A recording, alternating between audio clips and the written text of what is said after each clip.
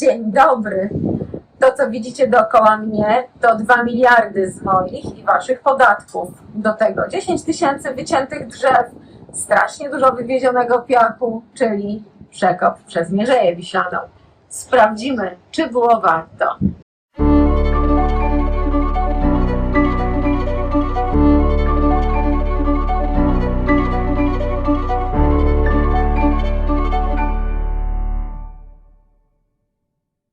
Mierzeja Wiślana, wąski pas lądu oddzielający Zalew Wiślany od Bałtyku, przez wieki była naturalną barierą. Dostęp do portu w Elblągu możliwy był wyłącznie przez rosyjską cieśninę piławską, co uzależniało polską żeglugę od decyzji sąsiada. Idea budowy kanału przez Mierzeję wracała od dziesięcioleci, ale dopiero w XXI wieku zaczęto ją realnie realizować. Przekop miał otworzyć nową drogę do morza, niezależną od obcych państw. Sam pomysł przekopu Mierzei Wiślanej oczywiście znany jest od dawna. Pierwsze potwierdzone źródła mamy z 1577 roku, kiedy to król Stefan Batory, roześlony na mieszkańców Gdańska, którzy zrobili blokadę towarową, wysłał tutaj kasztelana Mikołaja Firleja, właśnie tutaj niedaleko, aby zbadał możliwość wykonania takiego przekopu. Sprawa ucichła, ponieważ dogadano się z mieszkańcami Gdańska i podpisano stosowne porozumienia. Także temat ucichł na wieki, ale oczywiście wracał co jakiś czas, jak zmieniała się geopolityka, jak to było potrzebne. Do tematu wrócił na poważnie w 2006 roku ówczesny premier Jarosław Kaczyński, który na spotkaniu z samorządowcami Elbląga obiecał im właśnie wykonanie takiego przekopu z racji na to, że Rosjanie zablokowali cieśninę piławską po prostu. Została ona udostępniona tylko dla tranzytu. Także wówczas miało to swoje geopolityczne uzasadnienie. Natomiast oczywiście budżet był przeznaczony zupełnie inny, całkiem niski, który się rozrósł właśnie do tych 2 miliardów. Przekop otwarto 17 września 2022 roku i od tego czasu możemy się nim cieszyć.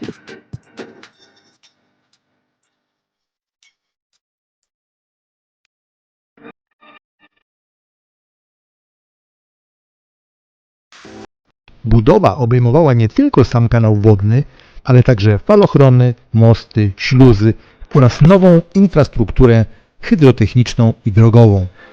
Kanał ma około 1300 metrów długości, 5 metrów głębokości i 120 metrów szerokości w części portowej.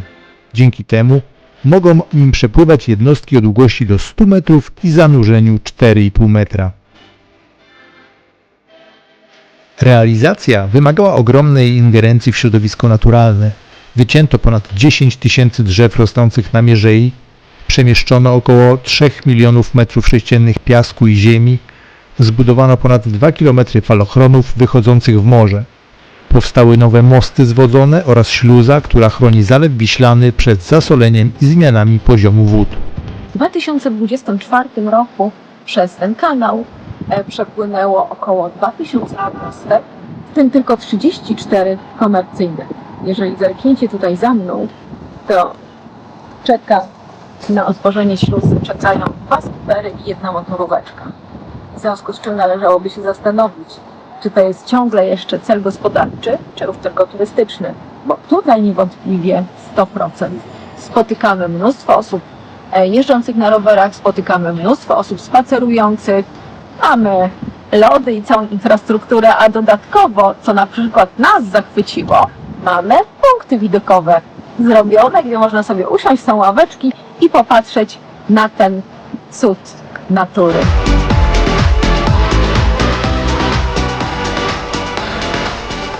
Kanał przemierza rocznie zaledwie kilkadziesiąt statków handlowych, co nie wystarcza, by mówić o realnym rozwoju portu towarowego. Ruch towarowy spadł w porównaniu do wcześniejszych lat mimo otwarcia przekopu, co odpowiada strukturalnej dominacji żeglugi rekreacyjnej.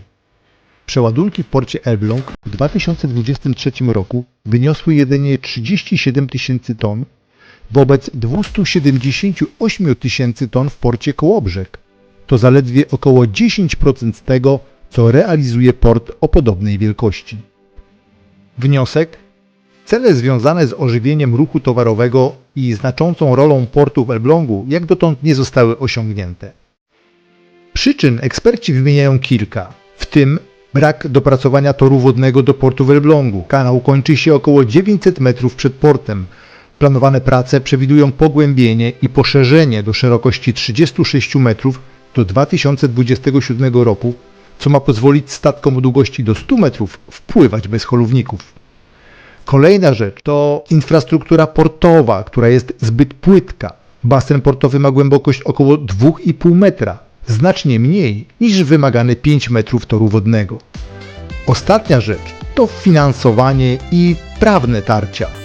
Władze, które ochoczo wyłożyły 2 miliardy złotych na przekop, nie były skłonne do zabezpieczenia brakujących kilkudziesięciu milionów złotych na poprawę infrastruktury portowej Elbląga, co zdecydowanie ogranicza skuteczność i cele strategiczne całej inwestycji. Niewątpliwym plusem tego kanału jest zwiększenie dostępności drogi wodnej z Elbląga na Hel. Do tej pory przez Cieśninę Pilawską to było 139 km. Przez rzeczkę Szkarpawę 92 km, a w tej chwili przez kanał to 68. Także tu mamy sukces.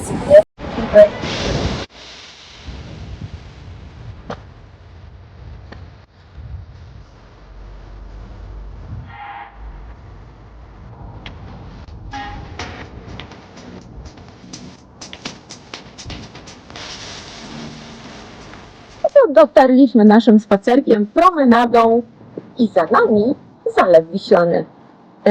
Jedna z wielu rzeczy, których chyba nie wzięto pod uwagę przy planowaniu i realizacji tej inwestycji, to to, że Zalew Wiślany w bardzo ciężkiej zimie przez 4 miesiące, a w mniej ciężkie przez 2 miesiące jest skuty lodem, czasami nawet do głębokości 60 cm.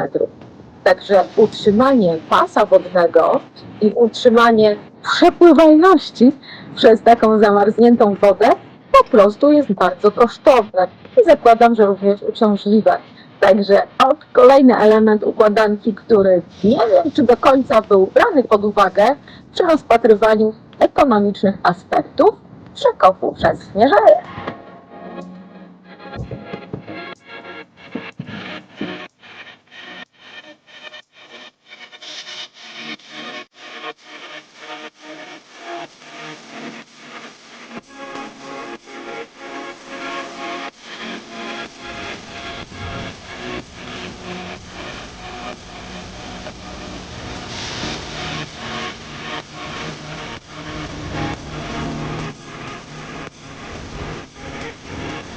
Wspominaliśmy Wam o tym, jak wielką atrakcją turystyczną stał się ten przekop od chwili otwarcia. I zresztą bardzo o to zadbano. Mamy ścieżki, mamy promenadę na nadbrzeżu, mamy punkty widokowe, mamy oczywiście budki z lodami, kebabami, co tam jeszcze sobie wymyślicie. Tak zazwyczaj się dzieje w takich miejscach. Ale czego nie mamy? Nie mamy sprawnych i cywilizowanych toalet. Za mną widzicie toj-toj. Wierzcie mi, zapach z tego toj-toja jest taki, że nie jestem w stanie Wam go opisać. Chcąc skorzystać, otworzyłam niestety, czego bardzo żałuję, i tego widoku też nie będę Wam opisywała, bo nie jestem okrutna.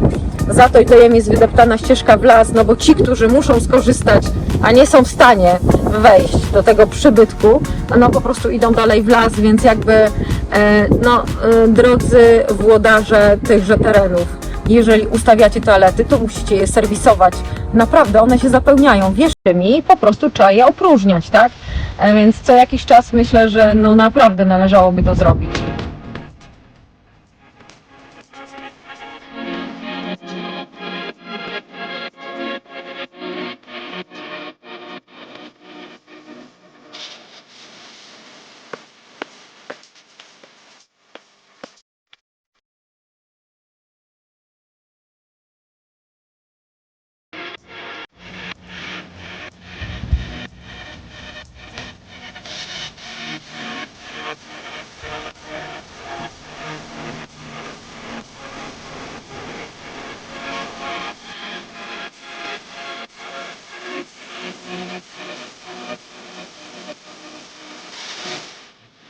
szczegółach technicznych ja Wam nie będę opowiadała, bo naprawdę się na tym nie znam. Ale mogę opowiedzieć o bursztynie, bo to jest coś, co rozpaliło w pewnym momencie opinię publiczną. Mówiono o tym, że jest tutaj kilka ton bursztynu i właściwie można dzięki temu sfinansować budowę całego przekopu. No, odnaleziono 2 złoża, jedno 500 kg, drugie 900 kg. Ostatecznie okazało się, że tylko jedno jest technicznie i gospodarczo możliwe do eksploatacji, a ostatecznie skończyło się na tym, że do końca 2021 roku wydobyto tylko 17 kg bursztynu.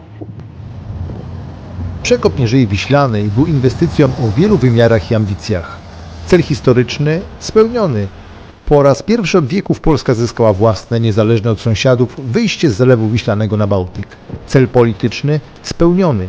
Kanał stał się symbolem uniezależnienia od Rosji i podkreślenia suwerenności państwa. Cel gospodarczy częściowo spełniony. Turystyka i żeglarstwo zyskały na znaczeniu, ale rozwój portu w Elblągu i handel międzynarodowy pozostają ograniczone i wymagają dalszych inwestycji. Cel militarny spełniony w potencjale. Kanał może służyć marynarce wojennej i zwiększa kontrolę nad wschodnią częścią wybrzeża, choć w praktyce nie jest to główna jego funkcja. Ostatecznie przekop Mierzei Wiślanej to projekt, który spełnił cele symboliczne i polityczne.